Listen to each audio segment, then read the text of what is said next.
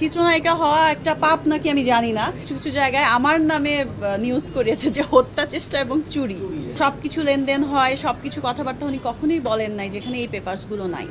যেটা সত্য, যেটা ফ্যাক্ট আসলে সেটা সকলের সামনে আসা উচিত। যেমন আমি কিন্তু এই যে আজকে আমি আপনাদের সবার সামনে এটা আমি এইভাবে করতে চাইনি, আমি সুন্দর করে উদ্বোধন করতে চেয়েছি এবং বলতে চেয়েছি, এবং ওই বিল্ডিং এর মালিককে এবং কে এটার সঙ্গে জড়িত এটা নিয়ে আসলে আমার কোনো মাথা ব্যথা ছিল না। যখন আমি এইভাবে সাফারার এবং প্রতারিত এবং আমার টাকা পয়সা নিয়ে নেওয়ার পরে তারপরে বলছি যে না এখানে বিজনেস করা যাবে না, এটা তো মগের মুল্লুক না আসলে, 2-2.5 মাস 3 মাসের মধ্যে, এবং আমার অনেক টাকা ইনভেস্টেড এখানে।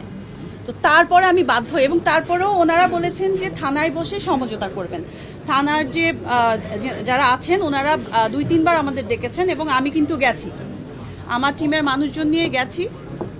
তারা কোনোভাবেই আসলে কোনো একটা কথায় স্থির থাকছেন না, একটা কথা বলে আসছেন যে এইভাবে আসলে করছি, পরদিনই আবার দেখি যে উল্টাপাল্টা, মানে বিল্ডিংয়ে অন্য রকমের পরিবেশ, এবং ওই যে ওদের যে সন্ত্রাস বাহিনী, ওই যে ওয়ান গ্রুপের হারুন নামে একজন বারবার এসে এসে শুধু লাইন অফ করে দিচ্ছে, এবং আরও এরকম অনেকে আসলে। সো আমি বারবারই মানে সুস্থ একটা সমাধান চেয়েছি, যেহেতু আমি ইনভেস্ট করেছি, এবং একজন বয়স্ক মহিলা, উনি কিন্তু আগেও আরেকজনকে বলেছিল, নজরুল রাজ, তাদের মেবি ক্লোজ, তো তাকে ফোন করে বলেছিল যে আমি আমার দেবরকে পাঠাচ্ছি, বসে তোমরা সমাধান করো কি হয়েছে এখানে।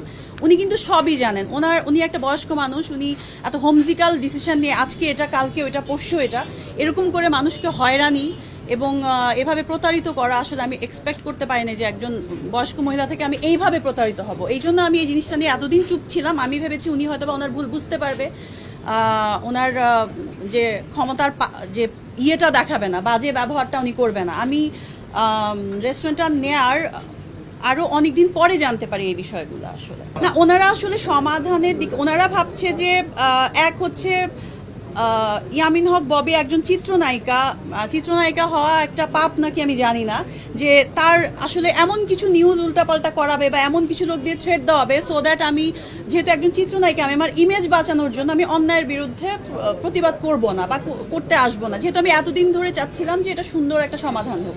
এটা অনেক দিনের ঘটনা আসলে, অলমোস্ট 2.5-3 মাস।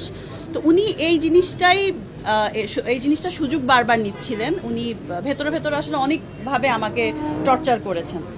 তো উনি যেটা ভেবেছেন যে আমি যেহেতু নায়িকাদের কথা শুনলেই অনেকভাবে তারা চোখে, মানে নায়িকাও যে মানুষ বা ভালোও থাকতে পারে, তো ওনারা এমন কাজ করেন যেটা আসলে ভাষায় বলার মতো না, কিন্তু নায়িকা শুনলে এমন একটা হয়তোবা অনেকের কাছে অনেকভাবে ওই ইয়েটা পাবে যে ও হয়তোবা সামনে আসবে না। কিন্তু আমি এখানে টোটালি যে ফ্যাক্ট সেটা হচ্ছে আমি খুব অনেস্টভাবে ওনার সাথে মানে ওনার রেস্টুরেন্টটা নিয়েছি, সব কিছু ঠিক ছিল। যখনই আমরা পেপারসটা চেয়েছি, যে এখন আগুন লাগার পর রেস্টুরেন্টের পেপারসগুলো আরও স্ট্রিক্টলি আসলে দেখে, এসে যদি আমাদের নামে মামলা করে দেয় বা কিছু করে দেয় যে ইলিগেল পেপারস ছাড়া আপনি রেস্টুরেন্ট চালাচ্ছেন, এটা তো অবৈধ। সো ওই জন্য আমি বারবার বলছি যে আমাদের পেপারস লাগবে। উনি কিন্তু যখন সব কিছু লেনদেন হয়, সব কিছু কথাবার্তা উনি কখনোই বলেন নাই যেখানে এই পেপারসগুলো নাই। অন্যরাও তো করে এভাবে, এরকম একটা বিষয়, অন্যরা তো আগুন লাগার আগে মেবি, আমি জানি না অন্যদের বিষয়টা কি, তবে শুনেছি আমি লাহোর কিচেন নামে একটা ছিল ওই বিল্ডিংয়ে, ওনাদেরকেও অনেক টর্চার করে ওখান থেকে বের করে দেওয়া হচ্ছে। ওনারা আর ওদের ওই সন্ত্রাস বাহিনীর এগেনস্টে কথা বলে নাই, বা এরকম 2-1 আছেন, হয়তো বা আপনারা যোগাযোগ করলে জানতে পারবেন। হ্যাঁ, ওনারা খুব লেন্দি করে না, ওনাদের যারা রেন্ট নেয় লেন্দি করেন, এটা আমি শুনেছি। এবং আমার মনে হয় ওনার পুরো বিশ্বাস ছিল যে ববি হয়তো বা এই বিষয়টা নিয়ে মুখ খুলবেন না, কারণ আমি আসলে সৎভাবেই এখানে ইনভেস্ট করেছি, এবং আমার যে অপারেশন পার্টনার, ওনার সিভিয়ার লেভেলের অ্যাটাক হয়েছে, হত্যা চেষ্টা করা হয়েছে, সেখানে উল্টো ওনারা কিছু কিছু জায়গায় আমার নামে নিউজ করিয়েছে যে হত্যা চেষ্টা এবং চুরি।